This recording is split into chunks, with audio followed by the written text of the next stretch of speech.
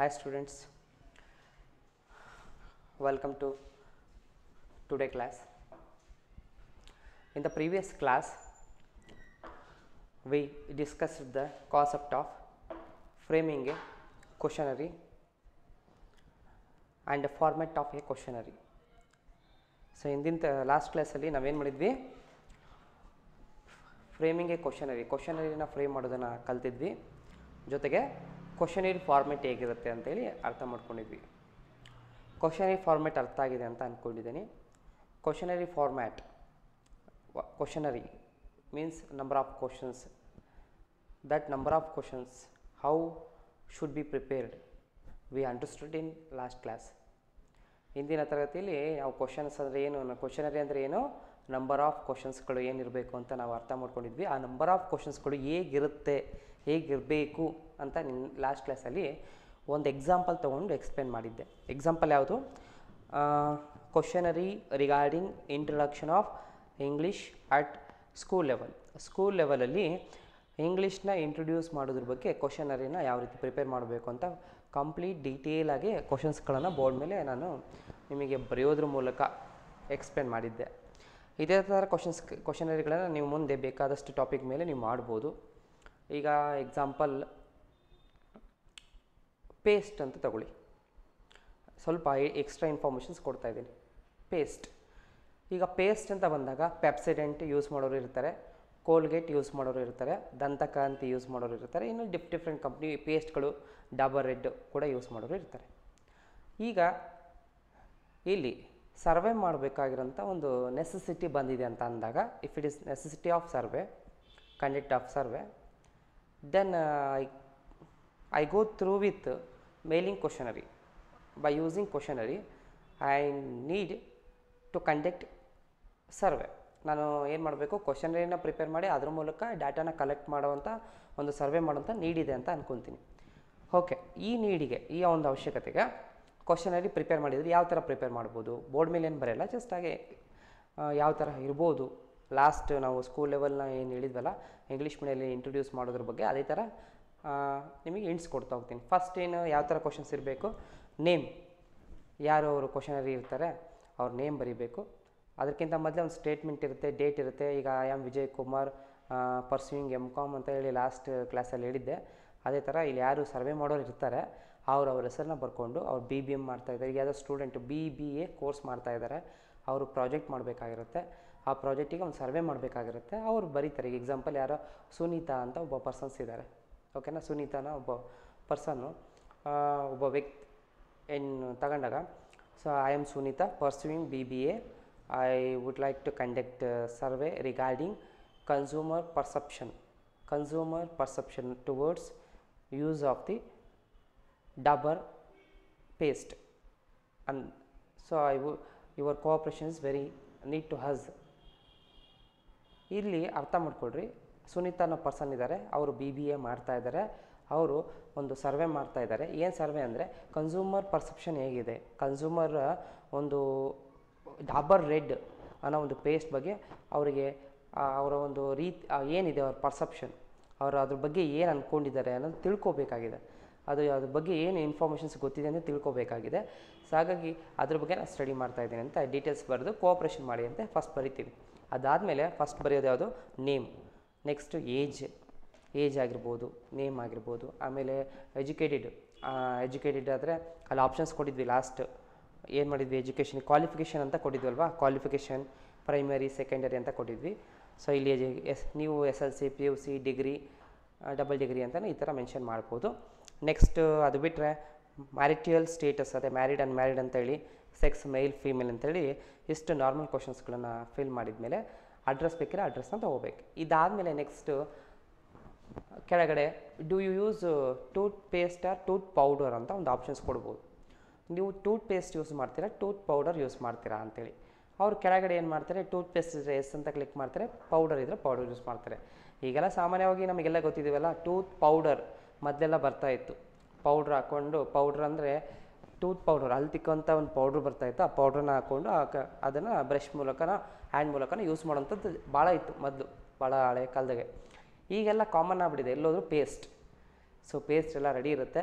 ಬ್ರಷ್ಗೆ paste ಹಾಕ್ಕೊಂಡು so ಏನು ಮಾಡ್ತಾ ಹೋಗ್ತಾರೆ, ಪೇಸ್ಟ್ ಮಾಡ್ತಾ ಹೋಗ್ತಾರೆ. ಪೇಸ್ಟ್ ಹಾಕ್ಕೊಂಡು ಏನು ಬ್ರಷ್ ಮಾಡ್ತಾ ಹೋಗ್ತಾರೆ. ಇಲ್ಲಿ ಪೇಸ್ಟಿಗೆ ಎಲ್ಲ ಕಡೆ ಅಬ್ಸರ್ವ್ ಮಾಡಿದಾಗ 99% ಎಲ್ಲ ಕಡೆ ಇದೇ ಜಾಸ್ತಿ ಇರೋದು. ಸೊ ಹಳೆ ಕಾಲದ ಥರ ಏನು ಬೇವಿನ ಕಡ್ಡಿ ಯೂಸ್ ಮಾಡಿದೆ, ಇನ್ನೊಂದು ಯಾವುದೋ ಗಿಡದ ಗಟ್ಟಿಗೆ ತೊಗೊಂಡು ಅಲ್ಲಿ ತಿಕ್ಕಿದೆ. ಸೊ ಈ ಥರ ಎಲ್ಲ ಕಡಿಮೆ ಆಗಿಬಿಟ್ಟಿದೆ ಈಗ, ಆಲ್ಮೋಸ್ಟ್ ಆಲ್ ಭಾಳ ಕಡಿಮೆ ಆಗಿಬಿಟ್ಟಿದೆ, ಏನು ಕಡಿಮೆನೇ. ಸೊ ಆದರೆ ಅಲ್ಲಿ ಫಸ್ಟ್ ಕ್ವಶನಲ್ಲೇ ಈಗ ಆಲ್ರೆಡಿ ನಮಗೆ ಗೊತ್ತಿರೋ ಪ್ರಕಾರ ಪೇಸ್ಟ್ ಯೂಸ್ ಮಾಡಿದ್ರೆ ಜಾಸ್ತಿ ಅಂತ ಗೊತ್ತಿರುತ್ತೆ.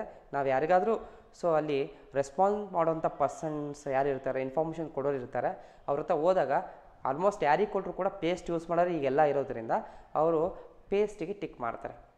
ಓಕೆ, ಕ್ವಶನ್ ಏನು ಕೇಳಿದ್ವಿ, ಸೊ ಪೇಸ್ಟ್ ಯೂಸ್ ಮಾಡ್ತೀರಾ ಅಥವಾ ಟೂತ್ ಪೌಡರ್ ಯೂಸ್ ಮಾಡ್ತೀರಾ ಅಂತ ಹೇಳಿದ್ವಿ. ಅವರಿಗೆ ಟೂತ್ ಪೇಸ್ಟ್ ಅಂತ ಹೇಳಿದರು. ಅಲ್ಲಿ ಟಿಕ್ ಹಾಕಿದ ಮೇಲೆ ನಮ್ಮ ಟಾಪಿಕ್ ಯಾವುದು, ಡಾಬರ್ ರೆಡ್ ಬಗ್ಗೆ. ಯಾವುದು, ಡಾಬರ್ ರೆಡ್. ಹಾಗಾಗಿ ಪೇಸ್ಟ್ ಅಲ್ವಾ ನಮ್ಮದು, ಡಾಬರ್ ರೆಡ್ ಕಲರ್ ಪೇಸ್ಟ್ ಇರುತ್ತೆ ನೋಡಿ. ಸೊ ಹಾಗಾದರೆ ನೆಕ್ಸ್ಟ್ ಕ್ವಶನ್ಸ್ ನಾವೇನು ಮಾಡ್ಬೋದು, which company paste you are using, ಯಾವ ಕಂಪ್ನಿ ಪೇಸ್ಟ್ ಯೂಸ್ ಮಾಡ್ತಿದ್ದೀರಾ, ಯಾವ ನೇಮ್ ಇರೋವಂಥ ಪೇಸ್ಟ್ ಯೂಸ್ ಮಾಡ್ತಿದ್ದೀರಾ, ಅವಾಗ ನಾವು ಆಪ್ಷನ್ಸ್ ಕೊಡಬೇಕು. Number 1 Dabur red, number 2 Pepsodent, number 3 Colgate, number 4 ಬೇರೆ ಅದರ್ ಯಾವುದಾದ್ರೂ ಆಗಿರ್ಬೋದು. ಆವಾಗ ಏನಾಗುತ್ತೆ, ಅಲ್ಲಿ ಈಗ ಡಾಬರ್ ರೆಡ್ ಅನ್ನೋದು ಇದ್ದರೆ ಕ್ಲಿಕ್ ಮಾಡಿದರೆ ನೆಕ್ಸ್ಟ್ ಕ್ವಶನ್ಸು ಅದಕ್ಕೆ ರಿಲೇಟೆಡ್ ಇರೋಂಥ ಕ್ವಶನ್ಸ್ನ ನಾವು ಕ್ರಿಯೇಟ್ ಮಾಡ್ತಾ ಹೋಗ್ತೀವಿ. ನಮ್ಮ ಟಾಪಿಕ್ಕು ಡಾಬರ್ ರೆಡ್ ಆಗಿರೋದ್ರಿಂದ ಡಾಬರ್ ರೆಡ್ಡಿಗೆ ರಿಲೇಟೆಡ್ ಇರೋಂಥ ಕ್ವಶನ್ನ ಕ್ರಿಯೇಟ್ ಮಾಡ್ತಾ ಹೋಗ್ತೀವಿ. ಓಕೆ, ಯಾಕೆ ಡಾಬರ್ ರೆಡ್ ಪೇಸ್ಟ್ನ ಯೂಸ್ ಮಾಡ್ತೀರಾ, you use Dabur red paste. ಯಾಕೆ ಡಾಬರ್ ರೆಡ್ ಪೇಸ್ಟ್ ಯೂಸ್ ಮಾಡ್ತೀರಾ, less price, high quality, both less price and high quality. Other ಅಂದರೆ ಇದು ಪ್ರೈಸ್ ಕಮ್ಮಿ ಇದೆ ಅಂತ ಒಂದು ಆಪ್ಷನ್ಸ್ ಕೊಡ್ತೀವಿ. ಎರಡನೇ ಆಪ್ಷನ್ನು ಕ್ವಾಲಿಟಿ ಚೆನ್ನಾಗಿದೆ ಅಂತ ಕೊಡ್ತೀವಿ. ಮೂರನೇ ಆಪ್ಷನ್ನು ಪ್ರೈಸು ಕಡಿಮೆ ಇದೆ, ಕ್ವಾಲಿಟಿನೂ ಚೆನ್ನಾಗಿದೆ ಅಂತ ಕೊಡ್ಬೋದು. ಇನ್ನೊಂದು 4ನೇದು ಅದರ್ ಬೇರೆ ಯಾವುದೋ ರೀಸನಿಗೆ ಅಂತ ಹೇಳ್ಬೋದು. ಆಯುರ್ವೇದ ಪ್ರಾಡಕ್ಟ್ ಆಗಿರ್ಬೋದು. ಈಗ ಕೆಲವು ಆಯುರ್ವೇದಿಕ್ ಪ್ರಾಡಕ್ಟ್ಗಳು ಅಂದರೆ ಆಯುರ್ವೇದಿಕಲ್ಲಿ ಏನೋ ಗಿಡಮೂಲಿಕೆ ಯೂಸ್ ಮಾಡಿದ್ದಾರೆ ಅಂದರೆ ಅಂಥ ಒಂದು ಪ್ರಾಡಕ್ಟ್ನ ಯೂಸ್ ಮಾಡೋರು ಇರ್ತಾರೆ. ಸೊ ಹಾಗಾಗಿ ಈ ರೀತಿ ಒಂದು ಆಪ್ಷನ್ಸ್ ಕೊಟ್ಟಾಗ ಅವರು ಹೇಳ್ತಾರೆ, ನಾನು ಯಾಕೆ ಇದು ಡಾಬರ್ ಎಷ್ಟು ಯೂಸ್ ಮಾಡ್ತೀನಿ, ಆಯುರ್ವೇದಿಕ್ ಅಂತ ಇದ್ದರೆ ಆಯುರ್ವೇದಿಕ್ ಟಿಕ್ ಹಾಕ್ತಾರೆ, ಅಥವಾ ಪ್ರೈಸ್ ಕಮ್ಮಿ ಇದೆ, ಕ್ವಾಲಿಟಿ ಚೆನ್ನಾಗಿದೆ ಅಂತ ಎರಡೂ ಇದೆ ಅಂತ ಅದಕ್ಕೆ ಟಿಕ್ ಹಾಕ್ತಾ ಹೋಗ್ತಾರೆ. ನೆಕ್ಸ್ಟ್ ಈ ಥರ ಕ್ವಶನ್ಸ್ಗಳನ್ನು ನಾವು ಒಂದೊಂದಾಗಿ ಕ್ರಿಯೇಟ್ ಮಾಡ್ತಾ ಹೋಗಬೇಕು. ಇದು ಜಸ್ಟ್ ಎಕ್ಸಾಂಪಲ್, ಹೆಂಗೆ ಕ್ವಶನ್ಸ್ಗಳನ್ನು ಕ್ರಿಯೇಟ್ ಮಾಡೋವಂಥ ಒಂದು ಸಿಚುವೇಶನ್ಸ್ ಬರುತ್ತೆ, ನೀವು ಹೆಂಗೆ ಕ್ರಿಯೇಟ್ ಮಾಡ್ಬೋದು ಅನ್ನೋದಕ್ಕೆ ನಿಮಗೆ ಹೇಳಿದ್ದೀನಿ. ಸೊ ಮನೇಲಿ ಕೂತು ಬೋರಾಗಿ ಆರಾಮಾಗೆ ನೆಗ್ಲೆಕ್ಟ್ ಆಗಿಬಿಟ್ಟಿದ್ರೆ ಅದನ್ನು ನೆಗ್ಲೆಕ್ಟ್ನ ತೆಗೆದಾಕಿ ನೀವು ಕೂಡ ಇವಾಗ ಈ ವಿಡಿಯೋ ನೋಡೋದ್ರ ಮೂಲಕ ಆ ಒಂದು ಕ್ವಶನರಿನ ಕ್ರಿಯೇಟ್ ಮಾಡೋಂಥ ಒಂದು ಮೈಂಡ್ಸೆಟ್ನ ಕ್ರಿಯೇಟ್ ಮಾಡ್ಕೊಳ್ಳಿ. ಯಾವುದಾದ್ರು ಟಾಪಿಕ್ ತೊಗೊಳ್ಳಿ. ಈಗ ನಾನು ಟೂತ್ ಪೇಸ್ಟ್ ತೊಗೊಂಡೆ, ನೀವು ಸೋಪ್ ತೊಗೊಳ್ಳಿ. ಸೋಪಲ್ಲಿ ಹಲವಾರು ಕಂಪ್ನಿ ಇದೆ, ಸಂತೂರ್ ಇದೆ, ಬೇರೆ ಕಂಪ್ನಿಯ ನೇಮ್ ಪ್ರಾಡಕ್ಟ್ ಇರುತ್ತೆ. ಸಂತೂರ್ ತೊಗೊಳ್ಳಿ, ಲೈಫೈ ತೊಗೊಳ್ಳಿ, ಡವ್ ಸೋಪ್ ತೊಗೊಳ್ಳಿ, ಯಾವುದಾದ್ರು ತೊಗೊಳ್ಳಿ. ಅದರಲ್ಲಿ ಯಾವುದಾದ್ರು ತೊಗೊಂಡು ಮೈಂಡಲ್ಲಿ ಇಟ್ಕೊಂಡು ಒಂದು 10 to 12 ಕ್ವಶನ್ನ ಕ್ರಿಯೇಟ್ ಮಾಡಿ. ಅದನ್ನು ಹೆಂಗೆ ಕ್ರಿಯೇಟ್ ಮಾಡಬೇಕು ಅಂತೇಳಿ ಈಗ ನಾನು ಒಂದು ಟೂತ್ ಪೇಸ್ಟ್ ಇಟ್ಕೊಂಡು ಎಕ್ಸ್ಪ್ಲೇನ್ ಮಾಡಿದ್ದೀನಿ. ಅದಲ್ಲದೆ ಪ್ರೀವಿಯಸ್ ಕ್ಲಾಸಲ್ಲಿ ಬೋರ್ಡ್ ಮೇಲೆ ಪ್ರತಿಯೊಂದು ಕ್ವಶನ್ಸ್ಗಳನ್ನು ನಾನು ಬರೆದಿದ್ದೀನಿ. ಸೊ ಯಾವುದು ಇಂಗ್ಲೀಷ್ ಮೀಡಿಯಮ್ನ ಇಂಟ್ರೊಡ್ಯೂಸ್ ಮಾಡಬೇಕಾ ಬೇಡ ಅಂತ. ಈ ಎರಡೂ ಎಕ್ಸಾಂಪಲ್ನ ಗಮನದಲ್ಲಿ ಇಟ್ಕೊಂಡು ನೀವು ಸೋಪು ಯಾವುದಾದ್ರು 4 ಸೋಪ್ ತೊಗೊಂಡು ನೀವು ಅದರಲ್ಲಿ ಯಾವುದಾದ್ರು ಒಂದು ಪರ್ಟಿಕ್ಯುಲರ್ ಒಂದು ಸೋಪ್ ಬಗ್ಗೆ ಫೋಕಸ್ ಮಾಡ್ತಾ ಕ್ವಶನ್ಸ್ಗಳನ್ನು ಕ್ರಿಯೇಟ್ ಮಾಡೋದಕ್ಕೆ ಟ್ರೈ ಮಾಡಿ. ಅಟ್ಲೀಸ್ಟ್ ಒಂದು 8 to 10 ಕ್ವಶನ್ನ ಕ್ರಿಯೇಟ್ ಮಾಡೋಕ್ಕೆ ಟ್ರೈ ಮಾಡಿ. ಸುಮ್ಮನೆ ಕೂರಬೇಡಿ. ಸುಮ್ಮನೆ ಕೂರೋದ್ರಿಂದ ಏನೂ ಸಿಗೋಲ್ಲ. ನೀವು ಯಾವಾಗ ಕ್ರಿಯೇಟ್ ಮಾಡಬೇಕು, ನಾನು ಮಾಡೋಣ, ಕಲಿಯೋಣ, ವರ್ಕ್ ಮಾಡೋಣ ಅಂತ ನಿಮ್ಮ ಮೈಂಡಿಗೆ ವರ್ಕ್ ಕೊಟ್ಟರೆ ನಿಮ್ಮ ಮೈಂಡ್ ಡೆವಲಪ್ ಆಗ್ತಾ ಹೋಗುತ್ತೆ, ಐಡಿಯಾ ಸಿಗ್ತಾ ಹೋಗುತ್ತೆ, ನಾಲೆಡ್ಜ್ ಬೆಳೆಯುತ್ತೆ. ಸೊ ಇದಿಷ್ಟು ಪ್ರೀವಿಯಸ್ ಕ್ಲಾಸಿನ ಒಂದು ಓವರಾಲ್ ಏನು ಮಾಡಿದ್ವಿ, ನೀವೇ ಮುಂದೆ ಹೋಮ್ವರ್ಕ್ ಅಂತ ಅಂದ್ಕೊಂಡು ಏನು ಮಾಡ್ಬೋದು, ಕ್ವಶನ್ ಏರಿಯಾ ಅಂದರೆ ಇನ್ನೂ ಡಿಫ್ರೆಂಟಾಗಿ ಯಾವ್ಯಾವ ಪ್ರಾಡಕ್ಟ್ ಮೇಲೆ ಹೆಂಗಿರುತ್ತೆ ಅಂತ ಜಸ್ಟ್ ಒಂದು ಹಿಂಟ್ಸ್ ಕೊಟ್ಟಿದ್ದೀನಿ. ಸೊ ಇದು ಆದಮೇಲೆ ನೆಕ್ಸ್ಟ್ ನಮ್ಮ ಟಾಪಿಕಿಗೆ ಮೂವ್ ಆಗ್ತಾ ಹೋಗಬೇಕಾದ್ರೆ ಇಲ್ಲಿಗೆ ಟೋಟಲ್ ಪ್ರೈಮರಿ ಡಾಟಾ ಕಂಪ್ಲೀಟ್ ಆಯಿತು. ಕಲೆಕ್ಷನ್ ಆಫ್ ಡಾಟಾದಲ್ಲಿ ಪ್ರೈಮರಿ ಡಾಟಾ ಕಾನ್ಸೆಪ್ಟ್ ಕಂಪ್ಲೀಟ್ ಆದಮೇಲೆ the next concept is secondary data. Second concept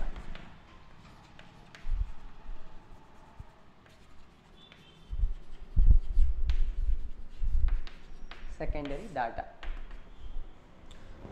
We know that data, numerical information, so we need some information, that is numerical information.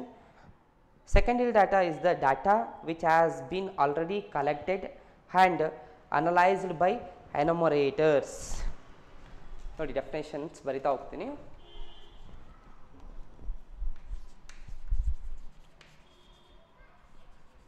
Secondary data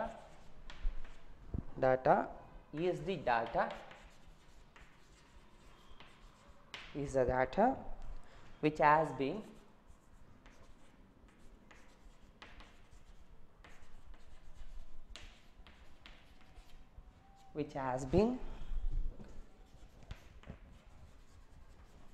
which has been already collected,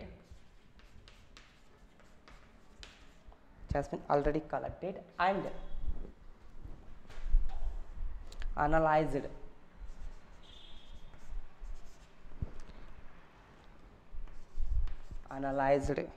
by enumerators.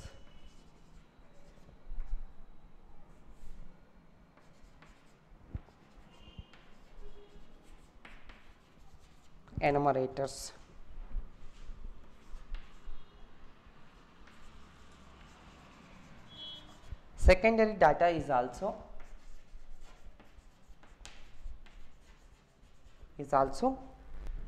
called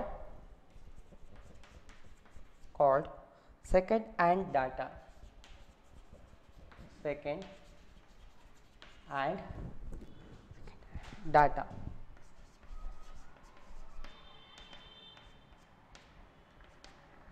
Okay, what do you mean by secondary data? Secondary data is the data. Secondary data ಅನ್ನೋದು ಏನಾಗಿರುತ್ತೆ, data ಆಗಿರುತ್ತೆ. ಡಾಟಾನೇ ನಾವು ಯಾವುದ್ರ ಬಗ್ಗೆ discuss ಮಾಡ್ತಾ ಇದ್ವಿ, second ಚಾಪ್ಟ್ರಲ್ಲಿ ಎಂಟೈರ್ಸ್ ಡಾಟಾ ಬಗ್ಗೆ ಸ್ಟಡಿ ಮಾಡ್ತಾ ಇದ್ವಿ. Data means collection of numerical information. So ಹಾಗಾದ್ರೆ ಕಲೆಕ್ಷನ್ ಮಾಡೋಂಥ ಇನ್ಫಾರ್ಮೇಷನ್ ಏನಿದೆ, which has been already collected. ಇದು ಆಲ್ರೆಡಿ ಡಾಟಾ ಏನಾಗಿರಬೇಕು, ಕಲೆಕ್ಟ್ ಆಗಿರಬೇಕು. And analysed by enumerators. Okay, secondary data ಅಂದರೆ ಏನು ಹೇಳ್ತಾ ಇದ್ದಾರೆ, ಈ ಡಾಟಾ ಆಲ್ರೆಡಿ ಕಲೆಕ್ಟ್ ಮಾಡಿರಬೇಕು ಮತ್ತು ಅದನ್ನು ಎನುಮರೇಟರ್ಸು ಅನಲೈಸ್ ಮಾಡಿರಬೇಕು ಅಂತ ಹೇಳ್ತಾರೆ. ಅಂದರೆ ಈಗ ಸೆಕೆಂಡರಿ ಡಾಟಾ ಬಗ್ಗೆ ಲಾಸ್ಟ್ ಕ್ಲಾಸಲ್ಲಿ ಹೇಳಿದ್ದೀನಿ. ಪ್ರೈಮರಿ ಡಾಟಾ ಅರ್ಥ ಆದರೆ ಅದಕ್ಕೆ ಆಪೋಸಿಟ್ ಯಾವುದು, ಸೆಕೆಂಡರಿ ಡಾಟಾ. ಸೆಕೆಂಡರಿ ಡಾಟಾ ಅಂದಾಗ ಹೆಸರಿನಲ್ಲೇ ಇದೆ, ಸೆಕೆಂಡರಿ, ಸೆಕೆಂಡ್, ಫಸ್ಟ್ ಅಲ್ಲ, ಸೆಕೆಂಡ್. ಪ್ರೈಮರಿ ಅಂದರೆ ಫಸ್ಟ್, ಸೆಕೆಂಡರಿ ಅಂದರೆ ಸೆಕೆಂಡ್. ಇಲ್ಲಿ ಡಾಟಾ ಆಲ್ರೆಡಿ ಯಾರೋ ಕಲೆಕ್ಟ್ ಮಾಡಿರಬೇಕು. ಈಗ ಕಲೆಕ್ಟ್ ಮಾಡಿ ಅದನ್ನು ಅವರು ಅನಲೈಸ್ ಮಾಡಿರಬೇಕು, ಸ್ಟಡಿ ಮಾಡಿರಬೇಕು. ಅದು ಯಾರು ಮಾಡಿರ್ತಾರೆ, ಎನುಮರೇಟರ್ಸ್ ಮಾಡಿರ್ತಾರೆ. ನಿಮಗೆ ಎನುಮರೇಟರ್ ಅಂದರೆ ಯಾರಂತ ಆಲ್ರೆಡಿ ಗೊತ್ತಾಗಿದೆ. ಆ ಎನುಮರೇಟರು ಡಾಟಾನ ಕಲೆಕ್ಟ್ ಮಾಡಿ, ಡಾಟಾನ ಕಂಪ್ಲೀಟ್ ಸ್ಟಡಿ ಮಾಡಿ, ಅದನ್ನು ಏನು ಅವರು ಸರ್ವೆ ಮಾಡಬೇಕಾಗಿರೋ ಪರ್ಪಸ್ ಕಂಪ್ಲೀಟ್ ಮಾಡಿರ್ತಾರೆ. ಅಂಥ ಡಾಟಾನ ಸೆಕೆಂಡರಿ ಡಾಟಾ ಅಂತೇಳಿ ಕರಿತೇವೆ. ಆ ಡಾಟಾ ಈಗ ನಾನು ಪ್ರೆಸೆಂಟ್ ಸ್ಟಡಿ ಮಾಡೋದಕ್ಕೆ ಹೋಗ್ತಾ ಇದ್ದೀನಿ ಅಂದಾಗ, ಸರ್ವೆ ಮಾಡೋಕ್ಕೆ ಹೋಗ್ತಿದ್ದೀನಿ ಅಂದಾಗ, ನಾನು ಸರ್ವೆ ಮಾಡೋಕ್ಕೆ ಹೋಗ್ತಿರೋಂಥ ಟಾಪಿಕ್ಕು ಯಾವುದಿದೆ, ಆ ಟಾಪಿಕ್ ಬಗ್ಗೆ ಆಲ್ರೆಡಿ ಯಾರೋ ಒಬ್ಬ ಸಮ್ವನ್ ಸರ್ವೆ ಮಾಡಿದ್ದಾರೆ. ಸರ್ವೆ ಮಾಡಿ ಕಂಪ್ಲೀಟ್ ಡಾಟಾನ ಅನಲೈಸ್ ಮಾಡಿ ಒಂದು ರಿಸಲ್ಟ್ ಕೊಟ್ಟಿರ್ತಾರೆ. ಆ ರಿಸಲ್ಟ್ ಕೊಟ್ಟು ಎಲ್ಲ ಇನ್ಫಾರ್ಮೇಷನ್ನ ಆಲ್ರೆಡಿ ರೆಡಿ ಮಾಡಿರ್ತಾರೆ. ಸೊ ಆ ಡಾಟಾನ, ಅವ್ರು ಮಾಡಿರೋಂಥ ಡಾಟಾನ ನಾನು ಕಲೆಕ್ಟ್ ಮಾಡಿಕೊಂಡು ನನ್ನ ಈ ಪ್ರೆಸೆಂಟ್ ಸಿಚುವೇಷನ್ಗೆ ಯಾವ ಪರ್ಪಸ್ಸಿಗೆ ನನಗೆ ರಿಕ್ವೈರ್ಮೆಂಟ್ ಇದೆ, ನಾನು ಸರ್ವೆ ಕಂಡಕ್ಟ್ ಮಾಡಿಕೊಂಡು ಸ್ಟಡಿ ಮಾಡೋವಂಥ ಒಂದು ಪ್ರೋಸೆಸ್ ನಡೆಯುವಂಥ ಕಾನ್ಸೆಪ್ಟಲ್ಲಿ ಇರೋದು ಯಾವುದು, ಸೆಕೆಂಡರಿ ಡಾಟಾ. ಎಕ್ಸಾಂಪಲ್, ಎ ಅನ್ನೋ ಪರ್ಸನ್ಸ್ ಇದ್ದಾನೆ ಅಂತ ಅಂದ್ಕೊಳ್ಳಿ, ನಾನು ಬಿ ಅನ್ನೋ ಪರ್ಸನ್. ಓಕೆನಾ? ಎ ಅನ್ನೋ ಪರ್ಸನ್ ಏನು ಮಾಡಿದ್ದಾನೆ, 2017 ಸ್ಟಡಿ ಮಾಡಿದ್ದಾನೆ, ಸರ್ವೆ ಮಾಡಿದ್ದಾನೆ ಯಾವುದೋ ಒಂದು ಪರ್ಟಿಕ್ಯುಲರ್ ಟಾಪಿಕ್ ಬಗ್ಗೆ. ಸೊ ಪರ್ಟಿಕ್ಯುಲರ್ ಟಾಪಿಕ್ ತೊಗೊಳೋದಾದರೆ, ಈಗ ಎಕ್ಸಾಂಪಲ್ ಸಿನಿಮಾ ಬಗ್ಗೆ ತೊಗೊಂತೀವಿ.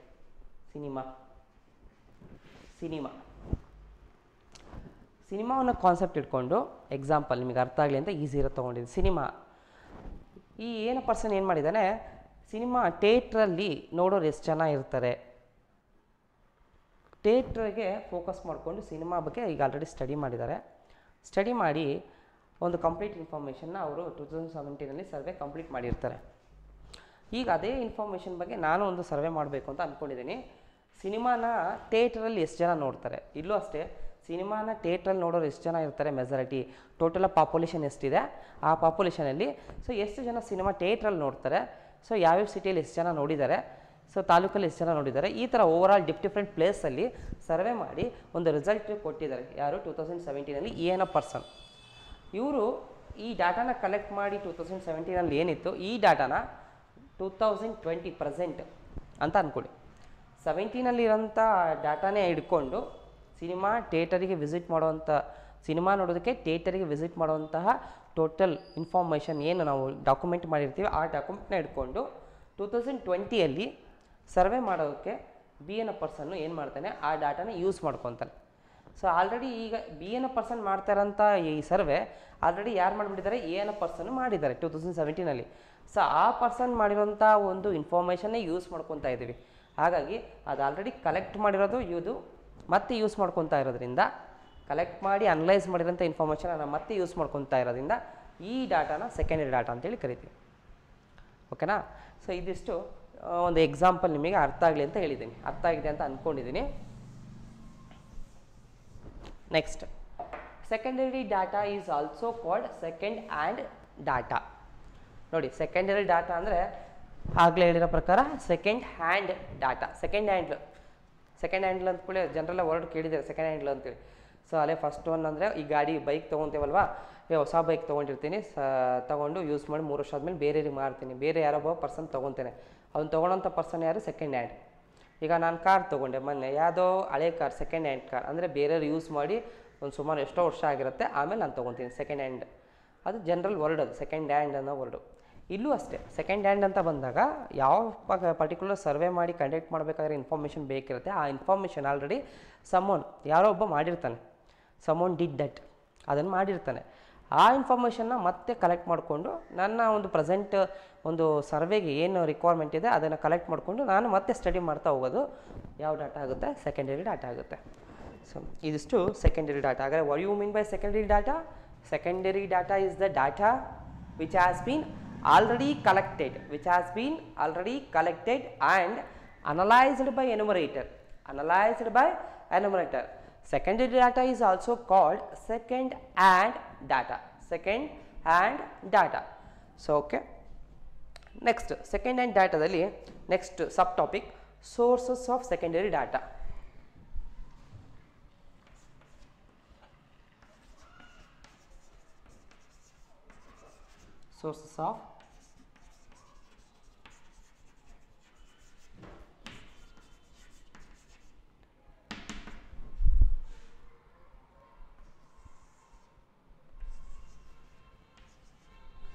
Sources of secondary data.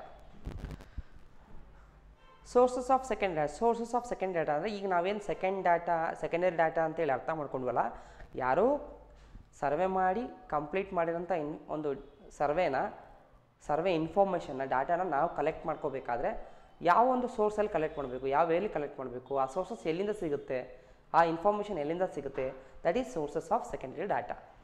So ಹಾಗಾದ್ರೆ ಆ source, the various sources of secondary data can divided into 2 categories. 2 ಕ್ಯಾಟಗರಿಯಲ್ಲಿ ಈ ಸೆಕೆಂಡರಿ ಡಾಟಾನ ಡಿವೈಡ್ ಮಾಡಲಾಗುತ್ತೆ. Number 1 published sources.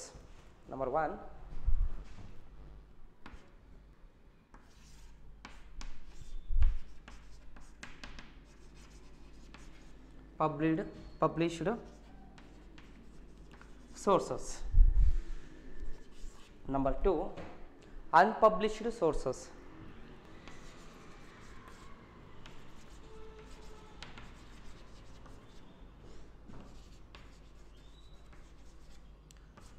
Published sources, published sources. ಹಾಗಾದರೆ secondary ಡಾಟಾನ collect ಮಾಡಿರುವಂಥ ಒಂದು ಸೋರ್ಸಲ್ಲಿ ಪಬ್ಲಿಷ್ಡ್ ಸೋರ್ಸ್, ಅನ್ಪಬ್ಲಿಷ್ಡ್ ಸೋರ್ಸ್ ಅಂತೇಳಿ 2 ಕ್ಯಾಟಗರಿಯಾಗಿ ಡಿವೈಡ್ ಮಾಡಲಾಗುತ್ತೆ. ಸೊ ಇದರಲ್ಲಿ ನಂಬರ್ 1 ಪಬ್ಲಿಷ್ಡ್ ಸೋರ್ಸ್. ಅಂದರೆ ಆಲ್ರೆಡಿ ಸೋರ್ಸ್ ಕಲೆಕ್ಟಾಗಿ ಸರ್ವೆ ಮಾಡಿ ಆ ಸೋರ್ಸ್ನ ಕಲೆಕ್ಟ್ ಮಾಡಿಕೊಂಡು ಪಬ್ಲಿಷ್ ಮಾಡಿಬಿಟ್ಟಿದ್ದಾರೆ. ಆ ಪಬ್ಲಿಷ್ ಮಾಡಿರೋಂಥ ಒಂದು ಸೋರ್ಸು ಎಲ್ಲಿ ಅವೈಲಬಿಲಿಟಿ ಇದೆ, ಎಲ್ಲಿ ಸಿಗುತ್ತೆ ಇನ್ಫಾರ್ಮೇಷನ್, ಅದರಲ್ಲಿ ಹೇಳ್ತಾ ಹೋಗ್ತಾರೆ.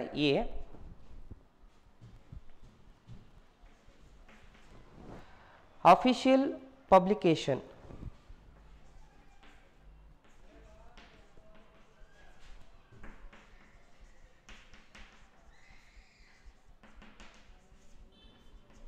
Official publications of international bodies.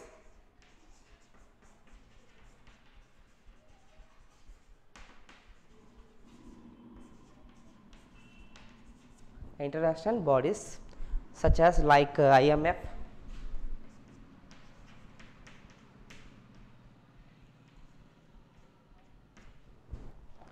UNO, IBRD.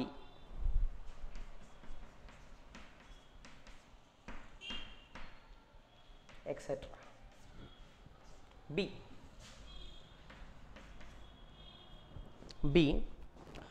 official publication official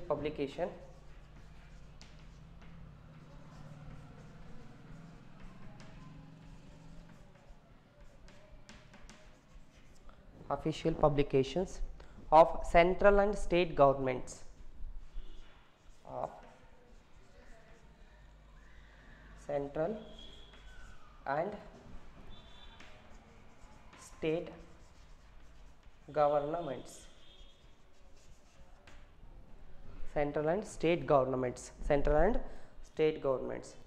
Journals, C,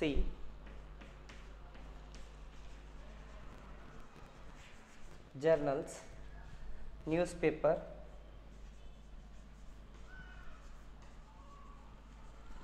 newspapers, periodicals,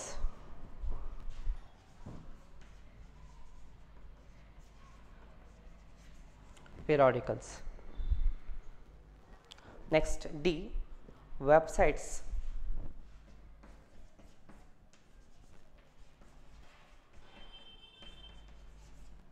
websites of various organization of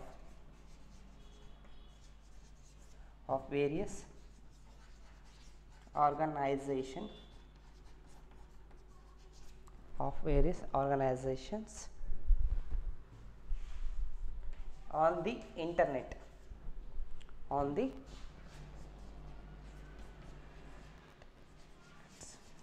internets, on the internet.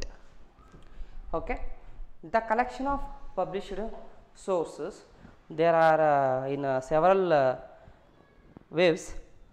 ನಾವು ಏನು ಪಬ್ಲಿಷ್ಡ್ ಸೋರ್ಸಸ್ನ ಕಲೆಕ್ಟ್ ಮಾಡಬೇಕು, ಅದನ್ನು ಕಲೆಕ್ಟ್ ಮಾಡೋದಕ್ಕೆ ಹಲವಾರು ವೇಗಳಿದ್ದಾವೆ. ಸೊ ಹಾಗಾದರೆ ಅದರಲ್ಲಿ ಫಸ್ಟ್ ಇರೋದು official publications of international bodies, that is example IMF, UNO, IDRD etcetera. So ಹಾಗಾದರೆ ನಮಗೆ ಪಬ್ಲಿಷ್ ಆಗಿ ಆಲ್ರೆಡಿ ಇರುವಂಥ ಒಂದು ಸೋರ್ಸು ಸೆಕೆಂಡರಿ ಡಾಟಾ ಬೇಕು ಅಂದರೆ ಅದು ಎಕ್ಸ್ಪೆಷಲಿ ಈಗ ಒಂದು ನಮ್ಮ ಬೇರೆ ಕಂಟ್ರಿ ಬಗ್ಗೆ ಬೇಕು, ಈಗ ಪಾಕಿಸ್ತಾನ ಬಗ್ಗೆ ಇನ್ಫಾರ್ಮೇಷನ್ ಬೇಕು, ಅದು ಬಿಟ್ಟು ಬೇರೆ ಯಾವುದೋ ಕಂಟ್ರಿ ಬಗ್ಗೆ ಇನ್ಫಾರ್ಮೇಷನ್ ಬೇಕು, ಕಂಟ್ರಿ ಕಂಪ್ಯಾರಿಷನ್ ಆಗಿರ್ಬೋದು, ಎಕ್ಸ್ಪೋರ್ಟ್ ಇಂಪೋರ್ಟ್ ಬಗ್ಗೆ ಆಗಿರ್ಬೋದು, ವಾಟ್ ಎವರ್ ಯಾವುದೋ ಒಂದು ಪರ್ಟಿಕ್ಯುಲರ್ ಟಾಪಿಕ್ ಬಗ್ಗೆ ನಮಗೆ ಇನ್ಫಾರ್ಮೇಷನ್ಸ್ ಬೇಕು ಅಂದಾಗ ಒಂದು ಎಕ್ಸ್ಪೆಷಲಿ ಡಿಫ್ರೆಂಟ್ ಕಂಟ್ರೀಸ್, ಬೇರೆ ಬೇರೆ ದೇಶದ ಒಂದು ಇನ್ಫಾರ್ಮೇಷನ್ ಬೇಕಂದರೆ ಇಂಟರ್ನ್ಯಾಷನಲ್ ಬಾಡೀಸ್ ಅಂತೇಳಿ ಇರುತ್ತೆ. ಆ ಇಂಟರ್ನಲ್ ಬಾಡೀಸ್ ಅಂತ ಬಂದಾಗ ಎಕ್ಸಾಂಪಲ್ IMF ಅಂತ ಇದೆ, UNO ಅಂತ ಇದೆ, IBRD ಅಂತೇಳಿ ಇದೆ. ಈ ಥರ ಹಲವಾರು ಇನ್ಸ್ಟಿಟ್ಯೂಷನ್ಸ್ಗಳಲ್ಲಿ ಇನ್ಫಾರ್ಮೇಷನ್ಸ್ಗಳು ರೆಕಾರ್ಡ್ ಆಗಿರುತ್ತೆ. ಅಲ್ಲಿ ಬೇಕಾಗಿರುವಂಥ ನಿಮ್ಮ ಇನ್ಫಾರ್ಮೇಷನ್ಸ್ಗಳನ್ನು ಒಂದು ನೇಷನ್ಗೆ ಸಂಬಂಧಪಟ್ಟಂಥದ್ದು, ಡಿಫ್ರೆಂಟ್ ನೇಷನ್ಸ್, ಡಿಫ್ರೆಂಟ್ ಕಂಟ್ರಿಗೆ ರಿಲೇಟೆಡ್ ಇರೋಂಥ ಒಂದು ಇಂಟರ್ನ್ಯಾಷನಲ್ ಇನ್ಫಾರ್ಮೇಷನ್ಸ್ಗಳನ್ನು ನೀವು ಕಲೆಕ್ಟ್ ಮಾಡ್ಬೋದು. Second, official publications of central and state government. ಅದೇ ಥರ ನಮ್ಮ ಒಂದು ವಿತಿನ್ ಇಂಡಿಯಾದಲ್ಲಿ ಅಂತ ತಗೊಂಡಾಗ ನಮ್ಮ ಇಂಡಿಯಾದಲ್ಲಿ ಸೆಂಟ್ರಲ್, ಸ್ಟೇಟ್, ಡಿಫ್ರೆಂಟ್ ಒಂದು ಸ್ಟೇಟಿಗೆ ರಿಲೇಟೆಡ್ ಅಂತ ಇನ್ಫಾರ್ಮೇಷನ್ಸ್ ಗೌರ್ಮೆಂಟ್ ಅವರು ಡಿಫ್ರೆಂಟ್ ಒಂದು ಡಿಪಾರ್ಟ್ಮೆಂಟ್ ಮೂಲಕ ಇನ್ಫಾರ್ಮೇಷನ್ ಏನು ಮಾಡಿರ್ತಾರೆ, ಮೇಂಟೈನ್ ಮಾಡಿರ್ತಾರೆ. ನಮ್ಮ ಒಂದು ದೇಶಕ್ಕೆ ಸಂಬಂಧಪಟ್ಟಿದ್ದು, ನಮ್ಮ ಒಂದು ರಾಜ್ಯಕ್ಕೆ ಸಂಬಂಧಪಟ್ಟಿದ್ದು ಏನೋ ಒಂದು ಇನ್ಫಾರ್ಮೇಷನ್ ಬೇಕಪ್ಪ, ಅದ್ರ ಬಗ್ಗೆ ಬೇಕಾದರೆ ಸೆಂಟ್ರಲ್ ಗೌರ್ಮೆಂಟ್ ಅವರು ಮತ್ತು ಸ್ಟೇಟ್ ಗೌರ್ಮೆಂಟ್ ಅವರು ಏನು ಮಾಡಿರ್ತಾರೆ, ಅವರು ಕೆಲವೊಂದು ಇನ್ಸ್ಟಿಟ್ಯೂಷನ್ ಮೂಲಕ ರೆಕಾರ್ಡ್ಗಳನ್ನು ಮಾಡಿರ್ತಾರೆ. ಅದನ್ನು ಅಫಿಷಿಯಲ್ ಪಬ್ಲಿಕೇಶನ್ಸಲ್ಲಿ ಅಂತೇಳಿ ವರ್ಡ್ ಯೂಸ್ ಮಾಡ್ತಾರೆ. ಇದು ಬಿಟ್ಟು journals, newspapers, ಪಿರಿಯಾಡಿಕಲ್ಸ್.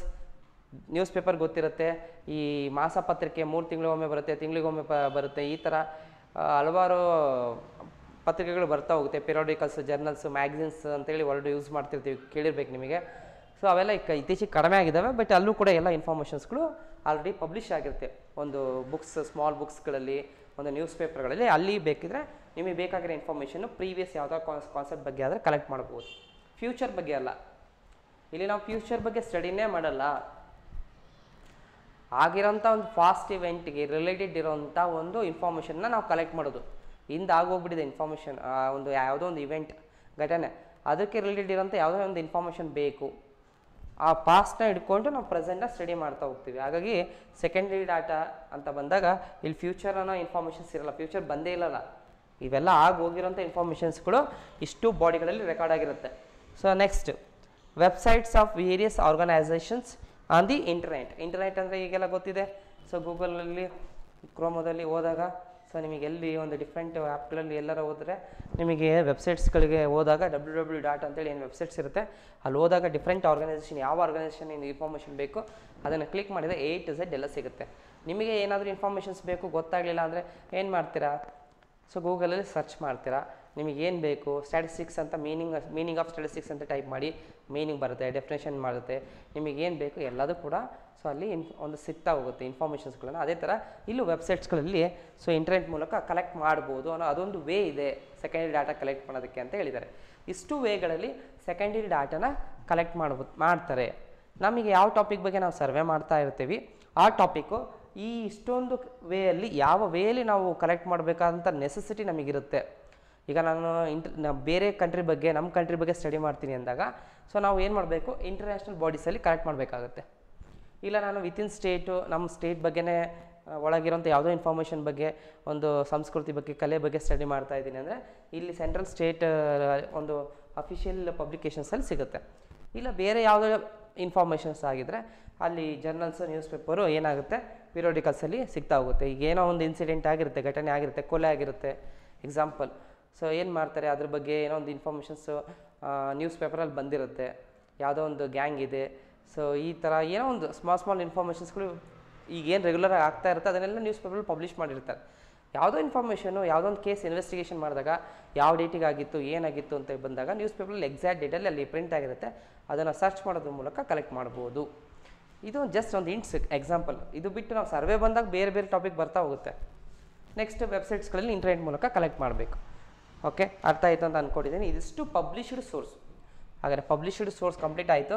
Next unpublished ಸೋರ್ಸಿಗೆ ಮೂವ್ ಆಗೋಣಂತೆ. ಹಾಗಾದರೆ ಪಬ್ಲಿಷ್ಡ್ ಸೋರ್ಸಲ್ಲಿ ಫಸ್ಟು ಇಂಟರ್ನ್ಯಾಷನಲ್ ಬಾಡೀಸ್ ಮೂಲಕ, ಸೆಕೆಂಡು ಸೆಂಟ್ರಲ್ ಸ್ಟೇಟ್ ಗೌರ್ಮೆಂಟ್ ಮೂಲಕ, third newspaper journals periodicals, next fourth one through with internet websites through with internet.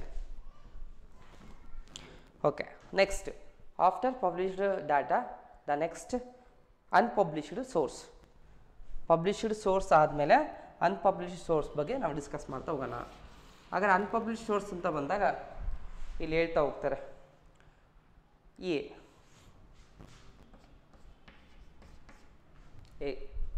Records maintained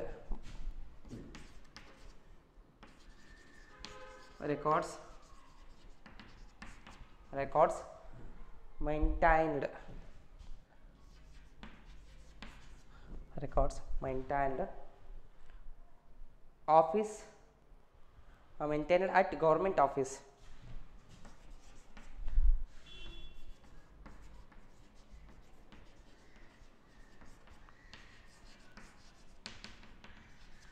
Government office, municipal office,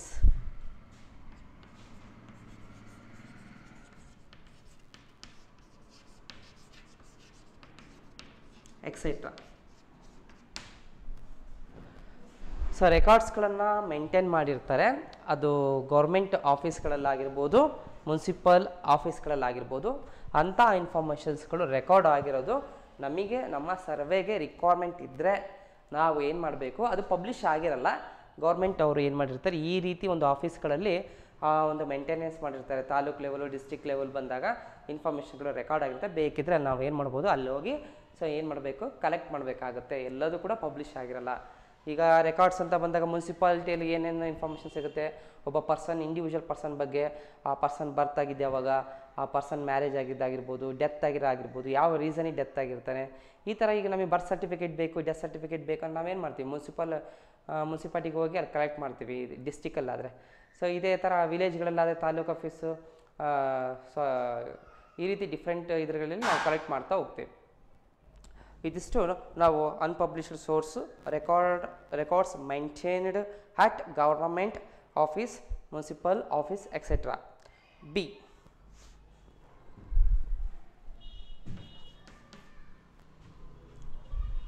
records maintained by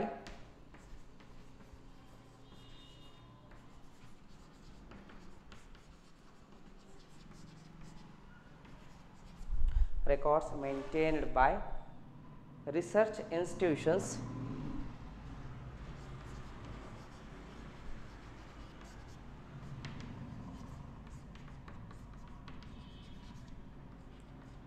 research institutions, research scholars,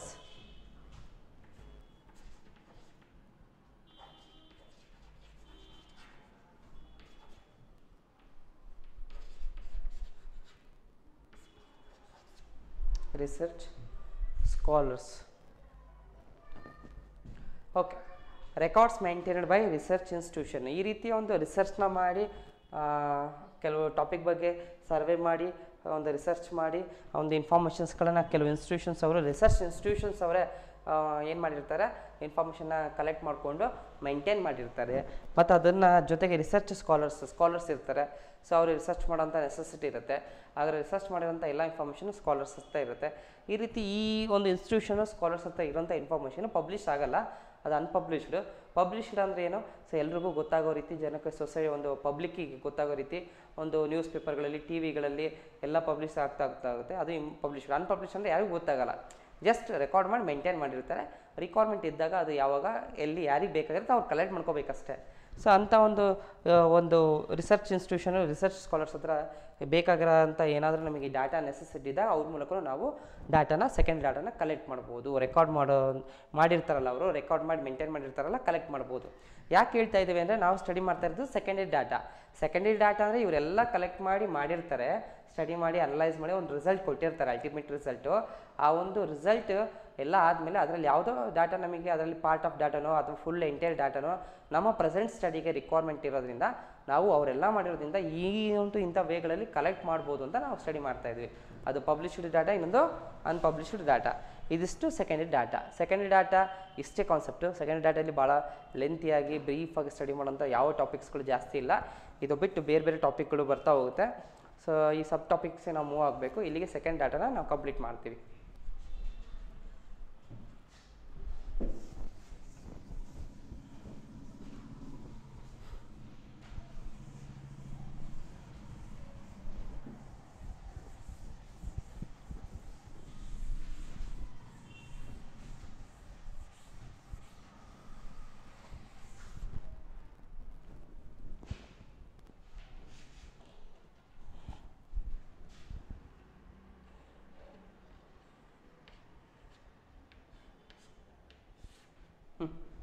The next topic, census enumeration. Census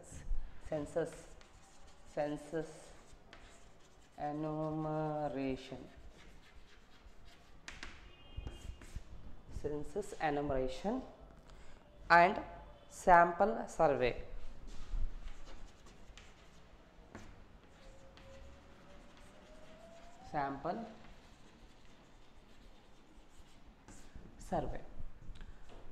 The next topic is census enumeration and sample survey. Census enumeration ಬಗ್ಗೆ ಮತ್ತು sample survey ಬಗ್ಗೆ study ಮಾಡಬೇಕೀಗ. So ಅದರಲ್ಲಿ first ಇಲ್ಲಿ ಹೇಳ್ತಾ ಹೋಗ್ತಾರೆ, information regarding an enquiry can be collected in 2 ways. There are census enumeration, second one is sample survey. So ಇಲ್ಲಿ ಮಟ್ಟ ನಾವೇನು ಪ್ರೈಮರಿ ಡಾಟಾ, ಸೆಕೆಂಡರಿ ಡಾಟಾನ ಕಲೆಕ್ಟ್ ಮಾಡೋಂಥ ಒಂದು ಡಿಫ್ರೆಂಟ್ ಪ್ರೊಸೀಜರ್ಸು, ಡಿಫ್ರೆಂಟ್ ಮೆಥಡ್ಸ್ ಏನು ಯಾವ ರೀತಿ ಇರುತ್ತೆ ಅಂತ ನಾವು ಅರ್ಥ ಮಾಡ್ಕೊಂಡ್ವಿ. ಸೊ ಇಲ್ಲಿ ಸೆಕೆಂಡರಿ ಡಾಟಾ, ಪ್ರೈಮರಿ ಡಾಟಾ ಯಾವ ಡಾಟಾನಾದ್ರೂ ಕಲೆಕ್ಟ್ ಮಾಡಿ ಆ ಡಾಟಾನ ಒಂದು ಇನ್ಫಾರ್ಮೇಷನ್ನ ನಾವು ಎನ್ಕ್ವೈರಿ ಮಾಡಿ ಕಲೆಕ್ಟ್ ಮಾಡಬೇಕು ಅಂದರೆ ಸೊ ಅಲ್ಲಿ ದೇರ್ ಆರ್ 2 ಮೆಥಡ್ಸ್ ಇರುತ್ತೆ. ಎಷ್ಟು ಮೆಥಡ್ಸ್ ಇರುತ್ತೆ? 2 ಮೆಥಡ್ಸ್ ಇರುತ್ತೆ. ಅದರಲ್ಲಿ number 1 census enumeration method, number 2 sample survey.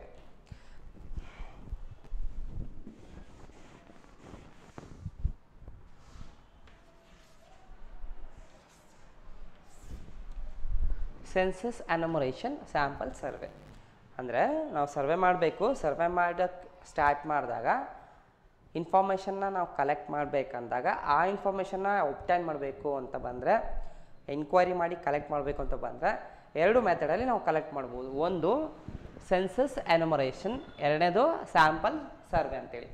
So ಇದರಲ್ಲಿ ಫಸ್ಟ್ ಡಿಸ್ಕಸ್ ಮಾಡೋಂಥ ಒಂದು ಕಾನ್ಸೆಪ್ಟ್ ಯಾವುದು? Census enumeration. Census enumeration. Okay, census enumeration ಬಗ್ಗೆ ನಾವು ನೋಡ್ತಾ ಹೋದಾಗ first a complete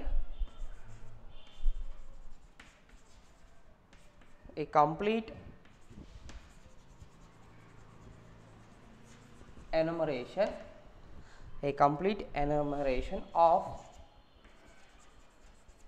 of each and every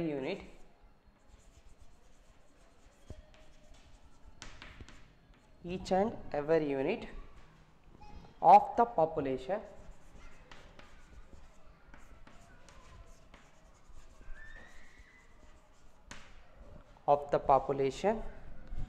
is called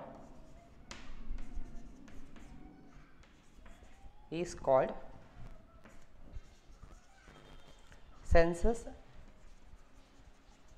enumeration. Census enumeration. For example,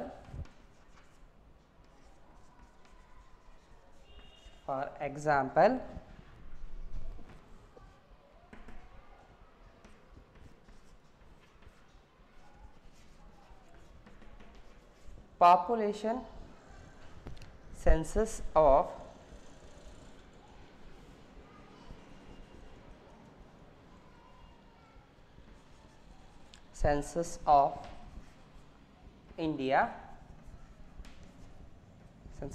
India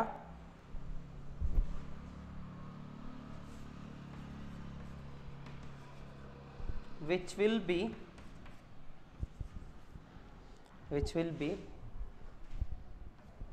be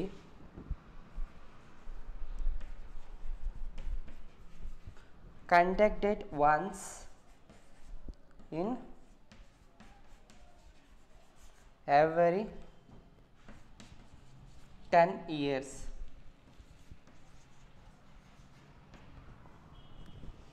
Is a census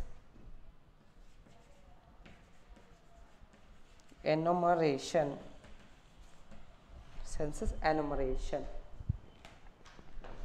S, observe ಮಾಡ್ತಾ ಹೋದಾಗ census enumeration ಅಂತ ಡೆಫಿನೇಷನಲ್ಲಿ meaning ಏನಿದೆ ಅಂದರೆ a complete enumeration of each and every unit of the population is called census enumeration. ನಾವು ಏನು ಎನುಮರೇಟರ್ ಅಂತೇಳಿ ಮೀನಿಂಗ್ನ ಅರ್ಥ ಮಾಡ್ಕೊಂಡಿದ್ದೇವಲ್ಲ, ಯಾರು ಇನ್ಫಾರ್ಮೇಷನ್ನ ಕಲೆಕ್ಟ್ ಮಾಡ್ತಾರೆ ಅವ್ರನ್ನ ಎನುಮರೇಟರ್ ಅಂತ ನಾವೇನು ಅರ್ಥ ಮಾಡ್ಕೊಂಡಿದ್ದೀವಿ. ಆ ಇನ್ಫಾರ್ಮೇಷನ್ ಕಲೆಕ್ಟ್ ಮಾಡೋಂಥ ಎನುಮರೇಟರು ಮಾಡೋಂಥ ಒಂದು ಪ್ರೋಸೆಸ್ಸಲ್ಲಿ ಅವರು ಕಂಪ್ಲೀಟಾಗಿ ಆ ಎನುಮರೇಷನ್ನ ಮಾಡ್ತಾರೆ, ಇನ್ಫಾರ್ಮೇಷನ್ನ ಕಲೆಕ್ಟ್ ಮಾಡ್ತಾರೆ. ಆ ಕಂಪ್ಲೀಟಾಗಿ ಕಲೆಕ್ಟ್ ಮಾಡೋದಂದರೆ ಈಚ್ ಆ್ಯಂಡ್ ಎವರಿ ಯೂನಿಟ್, ಪ್ರತಿಯೊಂದು ಎವ್ರಿ ಒಬ್ಬೊಬ್ಬರಿಗಾಗಿ ಎಲ್ಲರದ್ದು ಒಂದು ಪಾಪ್ಯುಲೇಷನಲ್ಲಿ ಎಲ್ಲ ಯೂನಿಟ್ಗಳನ್ನು ಕಂಪ್ಲೀಟಾಗಿ ಸ್ಟಡಿ ಮಾಡಿ ಒಂದು ಇನ್ಫಾರ್ಮೇಷನ್ನ ಏನು ಗ್ಯಾದರ್ ಮಾಡ್ತಾರೆ, ಕಲೆಕ್ಟ್ ಮಾಡ್ತಾರೆ, ಆ ಒಂದು process that is census enumeration. ಯಾರನ್ನೂ ಬಿಡಲ್ಲ. ದಾವಣಗೆರೆಯಲ್ಲಿ ಒಂದು 6 ಲಕ್ಷ ಜನ ಇದ್ದಾರೆ ಅಂದರೆ 6 ಲಕ್ಷನೂ ಸ್ಟಡಿ ಮಾಡೋದು. 6 ಲಕ್ಷದ ಬಗ್ಗೆ ಹೋಗಿ ಮನೆಗೆ ಹೋಗಿ ಸೊ ಎಷ್ಟು ಜನ ಇದ್ದೀರಾ, ಏನು ಮಾಡ್ತೀರಾ, ಸೊ ಗಂಡು ಮಕ್ಳು ಎಷ್ಟು, ಹೆಣ್ಮಕ್ಳು ಎಷ್ಟು, ಎಷ್ಟು ಜನ ದುಡಿತಾರೆ, ಎಷ್ಟು ಜನ ಎಜುಕೇಟೆಡು, ಎಷ್ಟು ಜನ ಅನ್ಎಜುಕೇಟೆಡು, ಕಂಪ್ಲೀಟ್ ಡೀಟೇಲ್ಸ್ ಇನ್ಫಾರ್ಮೇಷನ್ಸ್ಗಳನ್ನು ಕಲೆಕ್ಟ್ ಮಾಡೋವಂಥ ಒಂದು ಪ್ರೋಸೆಸ್. ಯಾರನ್ನೂ ಒಂದು ನೆಗ್ಲೆಕ್ಟ್ ಮಾಡಿದೆ, ಯಾವ ಏರಿಯಾನೂ ನೆಗ್ಲೆಕ್ಟ್ ಮಾಡಿದೆ, ಕಂಪ್ಲೀಟಾಗಿ ಮಾಡೋವಂಥ ಒಂದು ಪ್ರೋಸೆಸ್. ಪ್ರತಿಯೊಂದು ಯೂನಿಟ್, ಪ್ರತಿಯೊಬ್ಬ ಪರ್ಸನ್ನು ಸ್ಟಡಿ ಮಾಡ್ತೀವಿ. ಯೂನಿಟ್ ಅಂದಾಗ ಇಲ್ಲಿ ಪರ್ಸನ್ ಅಂತ ಎಕ್ಸಾಂಪಲ್ ತೊಗೊತೀನಿ ನಾನು. ಇಲ್ಲಿ ಒಂದು ಪಾಪ್ಯುಲೇಷನ್ ಕೌಂಟಲ್ಲಿ ಆ ಪ್ರತಿಯೊಬ್ಬ ಪರ್ಸನ್ನ ನಾವು ಸ್ಟಡಿ ಮಾಡೋವಂಥದ್ದು, ಅವ್ರ ಇನ್ಫಾರ್ಮೇಷನ್ನ ಕಲೆಕ್ಟ್ ಮಾಡೋವಂಥದ್ದೇ each and every unit of the ಪಾಪ್ಯುಲೇಷನಲ್ಲಿ ಪ್ರತಿಯೊಂದು ಈಚ್ ಆ್ಯಂಡ್ ಎವರಿ ಯೂನಿಟ್ನ ಕಂಪ್ಲೀಟಾಗಿ ಎನುಮರೇಷನ್ ಮಾಡೋದು. ಕಂಪ್ಲೀಟಾಗಿ ಅಂತ ಬಂದಾಗ ಎನುಮರೇಷನ್ನ ಮೀನ್ಸ್ ಇನ್ಫಾರ್ಮೇಷನ್ ಕಲೆಕ್ಟ್ ಮಾಡೋದು ಅವ್ರದ್ದು. ಸೊ ಅದನ್ನು ಸೆನ್ಸಸ್ ಎನುಮರೇಷನ್ ಅಂತ ಕರೀತಾರೆ. ಅದಕ್ಕೆ ಎಕ್ಸಾಂಪಲ್ ಹೇಳ್ತಾರೆ. For example, population census of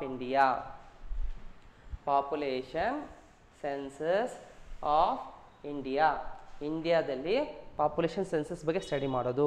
so ಹಂಗಂದ್ರೆ ಏನು, ಇಲ್ಲಿ ಹೇಳ್ತಾರೆ ನೋಡಿ, ವಿಚ್ ವಿಲ್ ಬಿ ಕಂಡಕ್ಟೆಡ್ ಇದೇನು ಕಂಡಕ್ಟ್ ಆಗುತ್ತಲ್ಲ once in every 10 years, once ಒಮ್ಮೆ ಆಗುತ್ತೆ, ಒಂದು ಬಾರಿ ಆಗುತ್ತೆ. ಇನ್ ಎವ್ರಿ 10 years, ಪ್ರತಿ 10 ವರ್ಷಕ್ಕೆ ಒಮ್ಮೆ ಸೆನ್ಸೆಕ್ಸ್ ಕಂಡಕ್ಟ್ ಮಾಡಿ ಪಾಪ್ಯುಲೇಷನ್ ಎಷ್ಟಿದೆ ಅಂತ ಕೌಂಟ್ ಮಾಡ್ತಾರೆ. ಈಸ್ ಎ ಸೆನ್ಸಸ್ ಎನುಮರೇಷನ್ ಅಂತ ಹೇಳಿ ಕರೀತಾರೆ. ಎಲ್ರಿಗೂ ಕಾಮನಾಗಿ ಎಲ್ರಿಗೂ ಗೊತ್ತು, ಒಂದು ಪಾಪ್ಯುಲೇಷನ್ ಕೌಂಟ್ ಮಾಡೋದಕ್ಕೆ ಪ್ರತಿಯೊಂದು ಕಂಟ್ರಿನೂ ಪ್ರತಿಯೊಂದು ದೇಶನೂ ಕೂಡ ಈ ಒಂದು ಮೆಥಡ್ನ ಫಾಲೋ ಮಾಡ್ತಾರೆ. ಸಾಮಾನ್ಯವಾಗಿ ಎಲ್ಲ ಕಂಟ್ರಿಯವರು 10 yearsಗೆ ಒಮ್ಮೆ, 10 ವರ್ಷಕ್ಕೊಮ್ಮೆನೇ ಕಂಡಕ್ಟ್ ಮಾಡೋದು. ಸೊ ಅದು ಪ್ರೊಸೆಸ್ ಎಲ್ಲ ಕಡೆ ಸೇಮ್ ಇರುತ್ತೆ. ಅದು ಈಗ 2021ಗೆ ಬರುತ್ತೆ. ಲಾಸ್ಟ್ 2011 ಆಗಿತ್ತು. ನೆಕ್ಸ್ಟ್ 10 years ಗ್ಯಾಪ್ ಆದಮೇಲೆ 2011 ಆದಮೇಲೆ ಬರೋದು 21, 2021 ಆದಮೇಲೆ ನೆಕ್ಸ್ಟ್ 2031, ನೆಕ್ಸ್ಟ್ 2014. 10 yearsಗೊಮ್ಮೆ, 10 ವರ್ಷಕ್ಕೊಮ್ಮೆ ಕಂಪ್ಲೀಟ್ ಪಾಪ್ಯುಲೇಷನ್ ಕೌಂಟ್ ಮಾಡೋಂಥ ಪ್ರೋಸೆಸ್ನ ಏನು ಕಂಡಕ್ಟ್ ಮಾಡ್ತಾರೆ, ಆ ಎನ್ಯುಮರೇಷನ್ ಪ್ರೋಸೆಸ್ ಇರುತ್ತೆ, ಅದೇ ಸೆನ್ಸಸ್ ಎನ್ಯುಮರೇಷನ್. ಸೆನ್ಸಸ್ ಅಂತ ಬಂದರೆ ಮುಗಿದೋಯ್ತು, ಕಂಪ್ಲೀಟ್ ಈಚ್ ಆ್ಯಂಡ್ ಎವರಿ ಯೂನಿಟ್ನ ಸ್ಟಡಿ ಮಾಡುವಂಥದ್ದು. ಅದೆಲ್ರಿಗೂ ಜನರಲಾಗಿ ಗೊತ್ತಿರುತ್ತೆ, ನಿಮಗೂ ಗೊತ್ತಿರುತ್ತೆ. ಸೊ ಓಕೆ, ಇದು ಸೆನ್ಸಸ್ ಎನ್ಯುಮರೇಷನ್. ಸೊ ಹಾಗಾದರೆ ಈ ಒಂದು ಸೆನ್ಸಸ್ ಎನ್ಯುಮರೇಷನ್ಸಲ್ಲಿ ಏನು ಮೆರಿಟ್ಸ್ ಇದೆ, ಏನು ಡಿಮೆರಿಟ್ಸ್ ಇದೆ ಅಂತ ನಾವು ಸ್ಟಡಿ ಮಾಡಬೇಕಾಗುತ್ತೆ. Next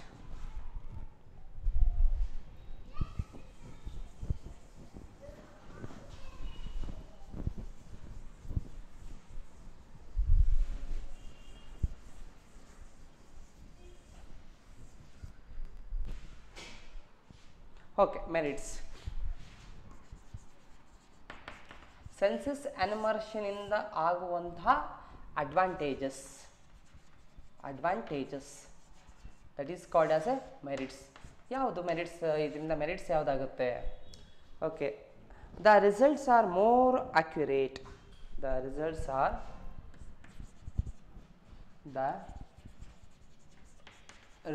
R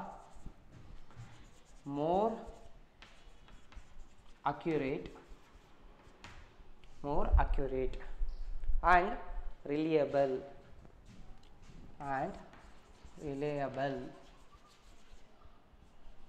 Okay, the first advantages of census enumeration is the results are more accurate and reliable. ಹಾಗಾದರೆ ಇಲ್ಲಿ ಸ್ಟಡಿ ಮಾಡಿ ಕಲೆಕ್ಟ್ ಮಾಡೋಂಥ ಇನ್ಫಾರ್ಮೇಷನ್ಸ್ ಏನು ಇರುತ್ತೆ, ಅದರಿಂದ ರಿಸಲ್ಟ್ ನಾವೇನು ನೋಡಿರ್ತೀವಿ ಆ ಸರ್ವೆಯಿಂದ, ಆ ರಿಸಲ್ಟು ಮೋರ್ ಅಕ್ಯುರೇಟ್. ಸೊ ಭಾಳ ಅಕ್ಯುರೇಟ್ ಆಗಿರುತ್ತೆ. ಅಕ್ಯುರೇಟ್ ಅಂದರೆ ಟ್ರೂ ಆಗಿರೋದು, ಕರೆಕ್ಟ್ ಆಗಿರೋದು. That's because of it is reliable. ಅದಕ್ಕೋಸ್ಕರ ಇದನ್ನು ರಿಲಿಯಬಲ್ ಅಂತ ಕರಿತೀವಿ. ಅದನ್ನು ನಂಬೋದು, ಅದ್ರ ಮೇಲೆ ಭರವಸೆ ಇದೆ, ಕರೆಕ್ಟಾಗಿದೆ ಅಂತೇಳಿ ಬಿಲೀವ್ ಮಾಡ್ಬೋದು. ಇದರಲ್ಲಿ ಎಲ್ಲ ಇನ್ಫಾರ್ಮೇಷನ್ ನಾವು ಸರ್ವೆ ಮಾಡಿ ಕಲೆಕ್ಟ್ ಮಾಡಿದ್ದೀವಿ, ಅದರಿಂದ ರಿಸಲ್ಟ್ ನೋಡ್ತಾ ಇದ್ದೀವಿ ಅಂದರೆ ಅದು ಕರೆಕ್ಟಾಗಿದೆ, ನಿಜ ಇದೆ ಅಂದಾಗ ಮತ್ತು ಅದನ್ನು ನಾವು ನಂಬೋದಲ್ಲ, ರಿಲೇಬಲ್ ನಂಬೋದು. ಕರೆಕ್ಟಾಗಿದ್ಮೇಲೆ ನಾವು ರಿಲೇಬಲ್ ಇದ್ದೇ ಇರುತ್ತೆ. ಹಾಗಾಗಿ ಯಾಕೆ ಇದೆಲ್ಲ ಕರೆಕ್ಟಾಗಿರುತ್ತೆ, ಯಾಕೆ ನಂಬೋದು ಅಂದರೆ ಯಾರನ್ನೂ ಬಿಟ್ಟಿಲ್ಲ, ಯಾವ ಮನೆಯೂ ಬಿಟ್ಟಿಲ್ಲ, ಯಾವ ಪರ್ಸನ್ನೂ ಬಿಟ್ಟಿಲ್ಲ.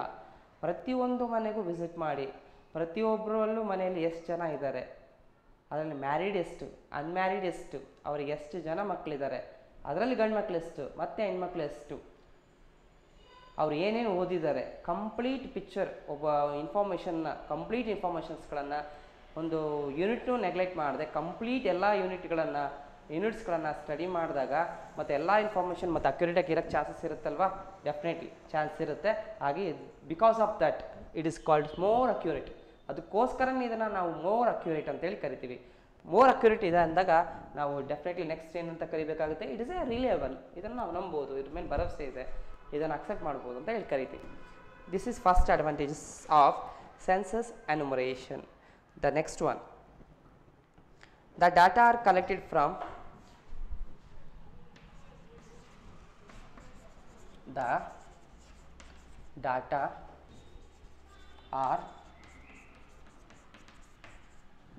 are collected from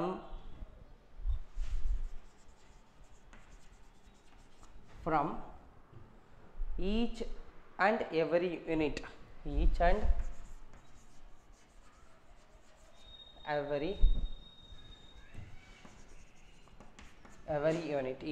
every unit of the population.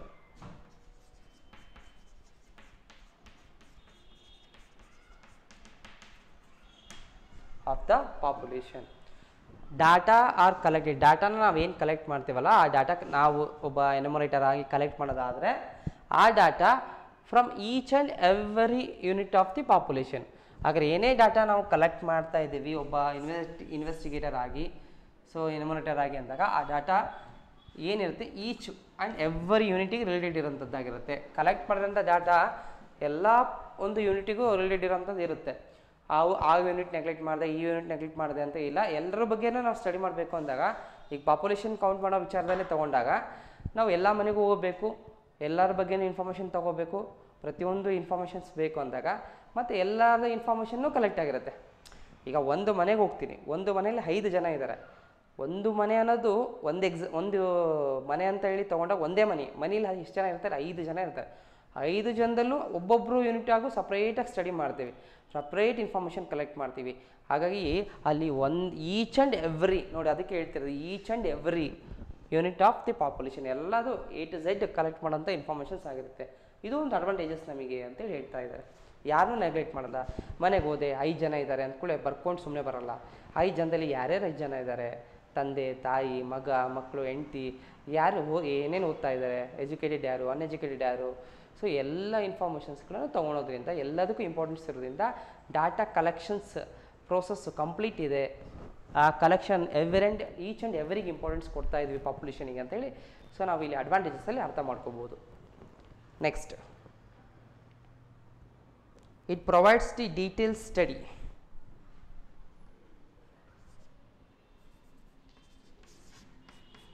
It provides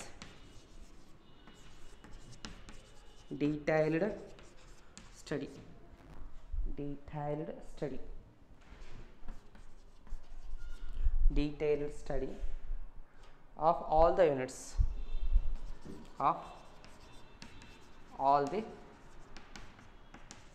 units of the population.